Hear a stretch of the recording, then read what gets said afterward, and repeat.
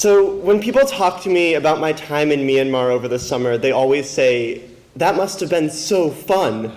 I nod and smile and agree, even though this is a blatant lie. It wasn't really fun. It wasn't vacation. It wasn't exciting. Sure, I saw sights like the beautiful mountains of the Mon State, or the Yangon Zoo, or the Honga Swamp, or the giant reclining Buddha at Chautat Gi Pagoda. But my time there wasn't really a vacation, it was work. The work was difficult and arduous, and the climate was hot and humid, those two being the first things to greet me as I got off the plane. After 22 hours in a dry, cold, climate-controlled airplane, I was not prepared for even the weather of Myanmar, let alone prepared for the next 3 weeks I would be spending in a Southeast Asian country. But for the moment, the only thing that I could think about was how damn exhausted I was. As if flying for 22 hours straight, New York to Dubai, Dubai to Bangkok, Bangkok to Yangon, the capital of Myanmar, wasn't enough. I also had to deal with Myanmar's unique time difference of 10.5 hours. Myanmar is the only country in the world to have its own time zone, though the thieving North Korean government wants one for their own as well. Okay, to understand what I was doing in Myanmar, I have to rewind my story a little. In the fall of 2012, my mom and 3 of her friends had gone to Myanmar, formerly known as Burma, on vacation. Burma was originally one of the most powerful Southeast Asian countries. Its amazing amounts of natural resources provided the royalty with lots of economic power until the British came in and conquered the country, using it to make money off of gem mines. That October, my mom with her friends had gone. Well, there, the aunt of a friend of my mom's friend, complicated, had given my mom and her friends a suitcase filled with cash to give her friend who worked with an AIDS clinic in the country. Yes, I said cash, hundreds of dollars worth. Myanmar has no credit system, and only last summer, months before I arrived, did they implement their first debit system, MasterCard. Fast forward to last spring, when my mother and I contacted this woman, Wawa Mient, asking if there was a way that I could help out with any local NGO group in Myanmar. She contacted a close friend of hers, Thiha, who is the head of an organization known as Phoenix, the first big local NGO to work with HIV and humanitarian aid in Myanmar. No, not that one.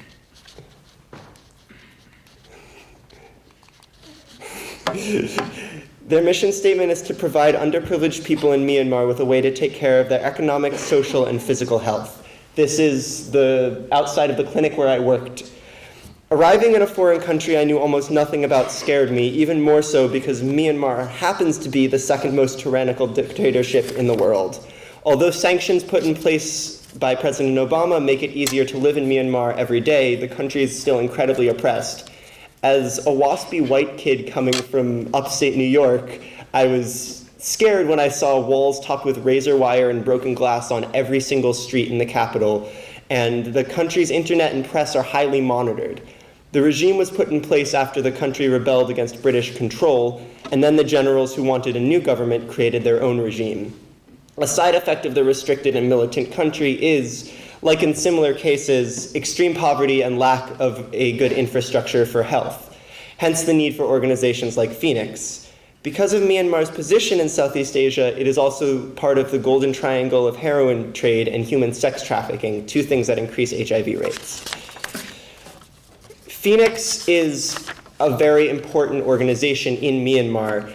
They create a system where they implement peer educators, as they're called, which are very similar to our peer counselor system, actually. They are local teens and 20-somethings who come and assist Phoenix in teaching and administration. The main goal behind these peer educators is to provide a familiar face for those in the community at high risk of HIV to talk to. Young people are more likely to listen to other young people, and so the system Phoenix has implemented has been very successful. The first thing I did once I arrived in Myanmar was head out to dinner with Wawa and my mom, so I could start getting a feel of the country. No, that's a lie. The first thing I did will be familiar to anyone else who has traveled to Asia. I got to our hotel and passed out for 5 hours. I was delighted in my delirious state when I realized that the hotel we were staying at was called Happiness Hotel, and the restaurant down the street was called Friendship Restaurant. But I was still terrified about what would come next. After I woke up, we went to dinner, and I realized that my fears of, for example, how to find food were pointless. I have terrible anxiety, and when I'm in a new place, one of the first things on my mind is how to find food. I'm a vegetarian, and that's often very difficult. Although my new love for Burmese cooking didn't assuage all my fears, like the ones over how I had no idea what I was going to be doing for the next 3 weeks, it at least gave me a temporary respite from panicking. But the next day was worse. In order to make it to the township of Hlang Thar Yar, where I would be working, I had to wake up at 7 a.m., leave the hotel at 8, and catch a cab to make the short drive. In the US, a drive of this distance would take maybe 15 minutes. Even through a crowded city, it wouldn't take more than 30. But Myanmar is different. Ever since the government allowed importation of Japanese cars, the cities have become intensely congested with traffic, and it took me around an hour to get to work every morning. And waking up at 7 with jet lag isn't fun either. My daily duties at the clinic were complex. I had come into the local volunteer program and come in as a peer educator, but because I didn't speak any Burmese, my first duties were babysitting. 2 of the peer educators had a baby, and in order to help them actually get to do work during the administration meetings of my first day, I was set with the task of taking care of this baby and making sure that the baby didn't wander off and disappear in the middle of the city. My status as coming from the US meant that if I was there to teach people, people would want to hear what I was saying and would listen to my suggestions. The people in Myanmar have grown up sheltered with little to no connection to the outside world, and a lot of Myanmar culture idolizes the United States. The strangest moment of my time in Yangon was on one of my first days of work when I and Lin Yat, one of my translators, went to a small restaurant on the street. All the tables were flanked by tiny plastic chairs like the ones you'd find in a kindergarten lunchroom. And when I sat down, I noticed a collection of small children gathered around to look at me. Lin Yat asked why they were staring at me in Burmese, and after one of the kids gave him an answer, he started laughing. When I asked him what was going on, he told me the kids were confused because they had never seen a white person before and thought I was sick and going to die. Over the next weeks, I ended up befriending one of the kids who worked at this restaurant as he came to the weekly seminars at our Phoenix clinic, and this pattern followed. Things that seemed strange at first became commonplace. I became used to life in Myanmar, eating food with a fork and a spoon, jaywalking through traffic worse than Los Angeles, and of course, working. The first cab ride alone, not actually on my first day of work, but on my second, the first day one of our contacts in Myanmar had driven me, was the most terrifying part of my stay there.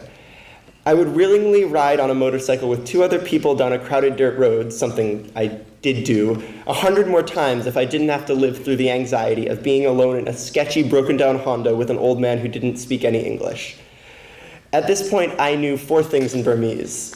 Tilang Shi, the street I would be working on, Mingalaba, hello, Rot, or stop, and Ye Chokan, or where is the bathroom. Myanmar isn't just poverty and anxiety and bad things, though.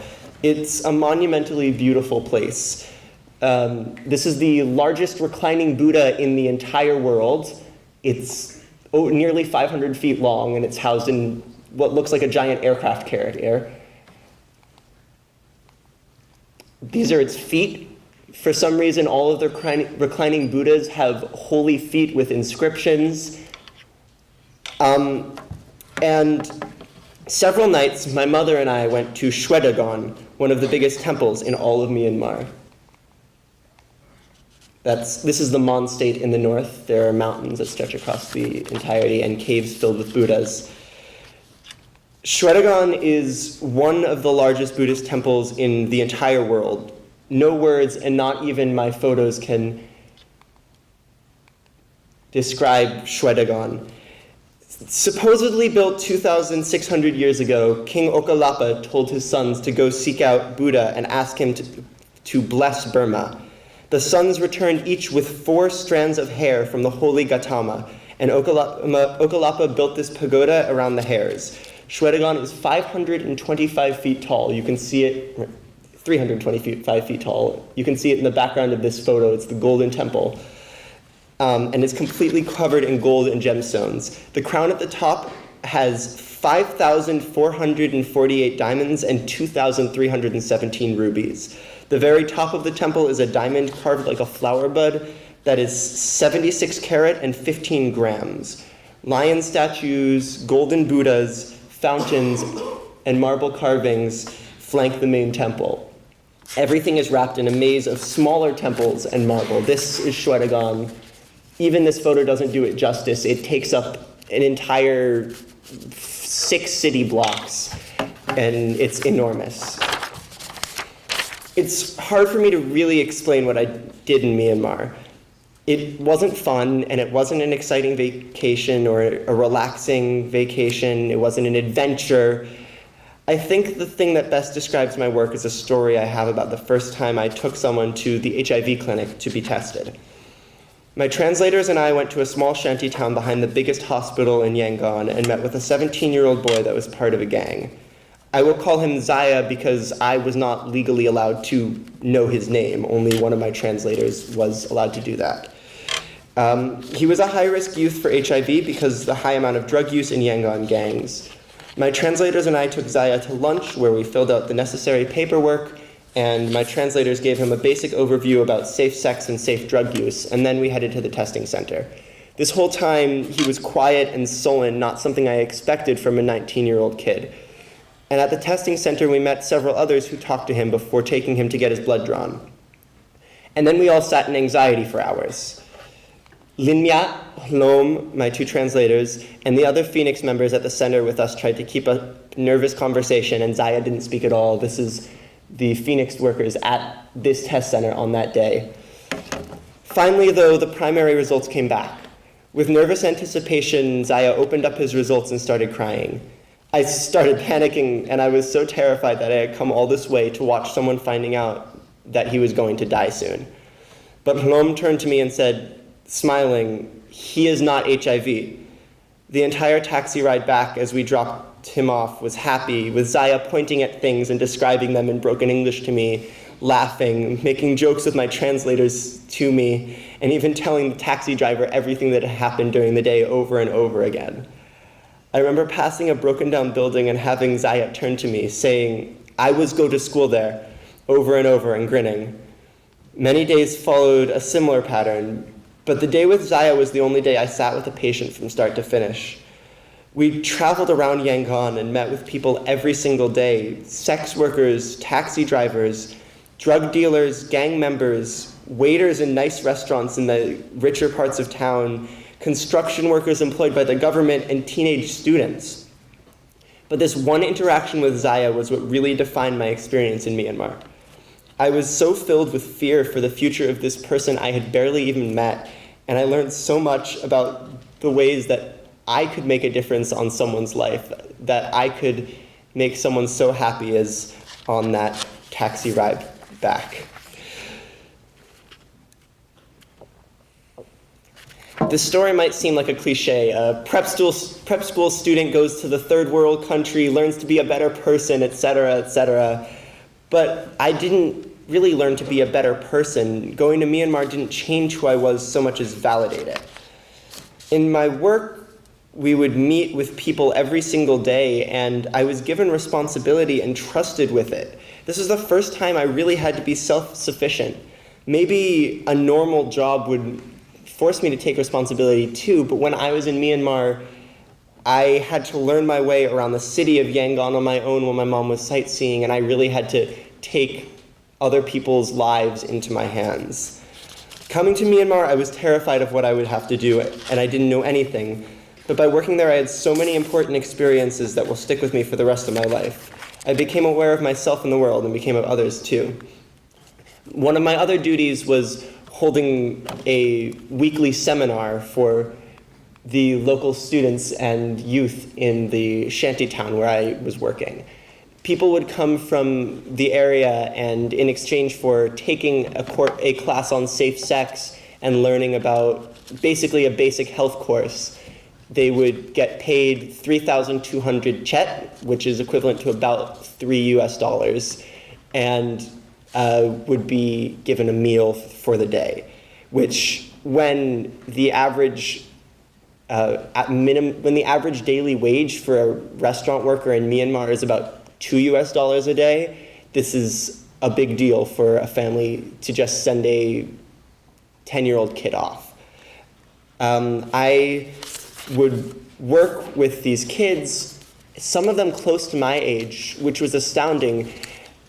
It was such a strange experience for me to have to teach something like sex ed or our HumDev curriculum or American modern history to people my age. I was really it went completely over my head. I had no idea what to do, but I ended up learning. I would help them with the activities that they had to do.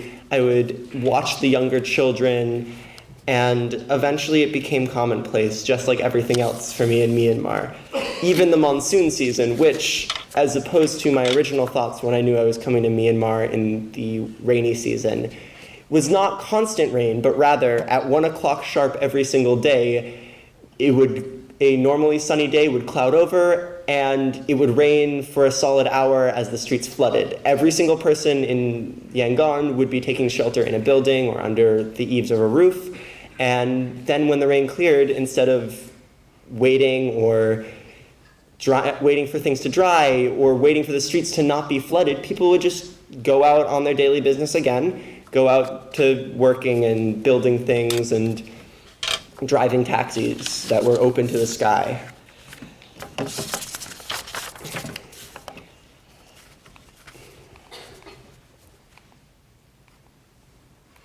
Although my time in Myanmar wasn't all work, I took weekends off from work in order to go explore the country. My mom and I went to a big national park near the capital on one weekend, and on another we drove up to the Mon state, which has only recently been opened to outsiders in the last couple of years, and viewed the temples there.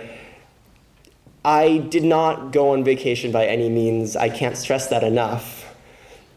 If you take anything away from my experiences in Myanmar, and if I can take anything away from it, number one, it is to take risks. Even if you aren't going to Southeast Asia for 3 months and teaching people about safe sex, you never know what you can do that will help validate your experiences. This validation I received saved me from so much stress in my transition into adulthood and the end of high school, moving into college.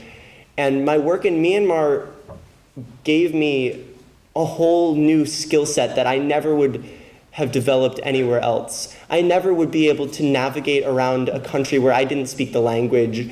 I would never really be that good at jaywalking. I would never know how to order food without getting a marriage proposal from someone's mother. I would never be able to learn how to talk to someone that didn't speak English. These skills will stick with me forever, and so will these experiences in Myanmar. The second thing is don't forget other people. Working with Phoenix made me learn about others.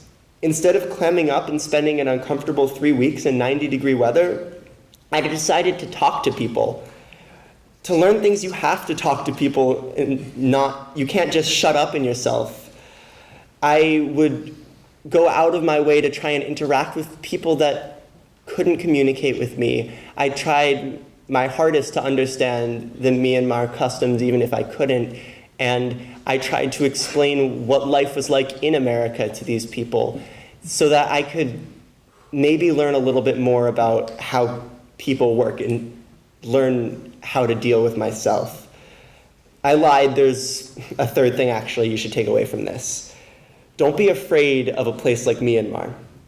I would be lying to say that I wasn't when I arrived. Even if I acted with bravado, I was terrified of what would happen. I didn't know how to handle police checkpoints and a corrupt militant government. I didn't know how to handle working in slums. I didn't know what would happen, if I would get hurt, kidnapped, sick, or worse. But once I got into it, I wasn't afraid anymore. I took what would happen into my own hands, and I rolled with the punches. So what I can say to everybody here is keep your head up and don't fear, and everything will probably turn out right. It might not be a happy, fun vacation. You might not have a great time, but if you aren't afraid of what you're doing, things will turn out better than expected, and hopefully you can learn something too. Thank you.